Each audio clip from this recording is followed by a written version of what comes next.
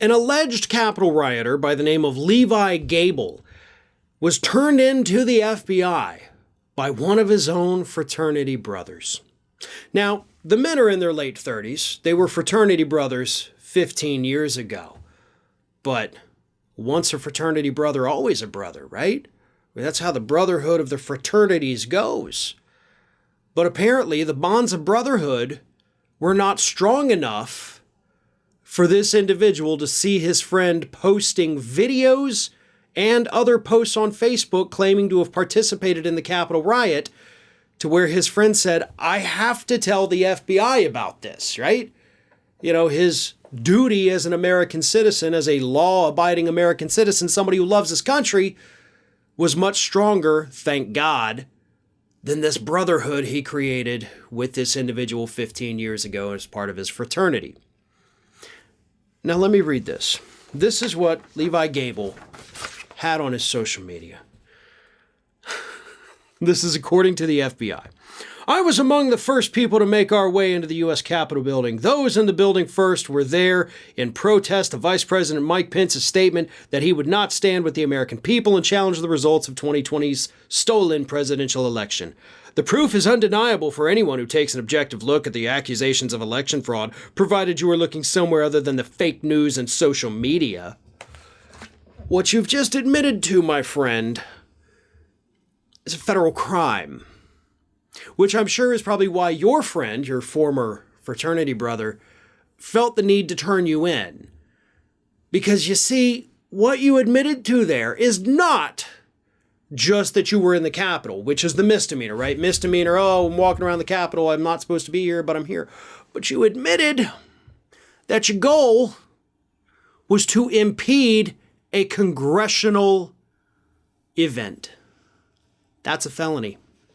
That's a felony. You got yourself into a felony because you're so dumb that you wrote it on Facebook.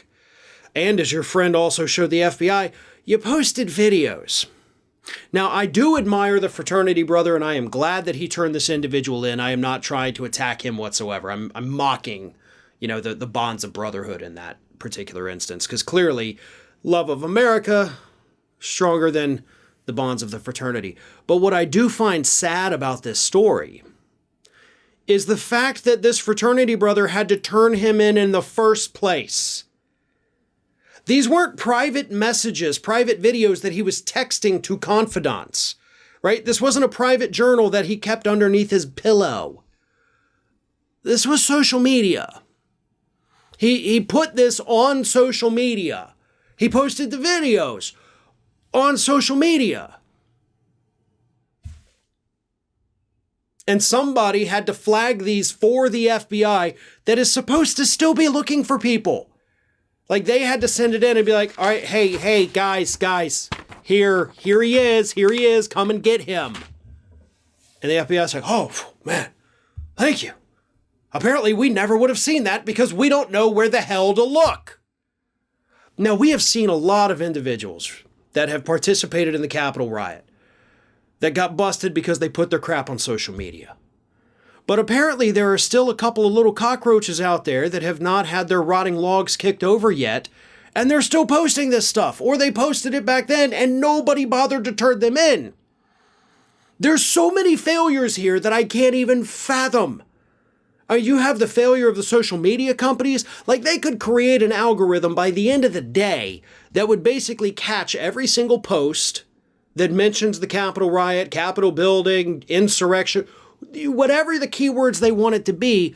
They could create an algorithm that would immediately flag those for them. They could go in and review them, and then they could send them. So, okay, that's the failure of the social media companies. These people are using your platforms to boast about breaking the law, and you're just kind of letting them.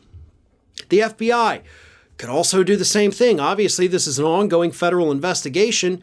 You can subpoena these records. You can get access to all of this same stuff too. Like, why do you have to wait for people to turn other people in when it's all out there public? It's public. And the FBI, I don't know, maybe they're busy. Whatever it is. Thank goodness we have people like this fraternity brother willing to turn people in, because apparently that's what it's going to take. So, folks, I guess, as the airport announcements say, if you see something, say something, because God knows our authority figures aren't actually actively out there looking for it, even though it's right in their faces. Hey everyone, this is Aspen. And did you know that for the low cost of $0 per day, you can subscribe to the Fair and Balanced YouTube channel? We also encourage you to like, comment, and share, but again, click that subscribe button and help Aspen not be so grumpy.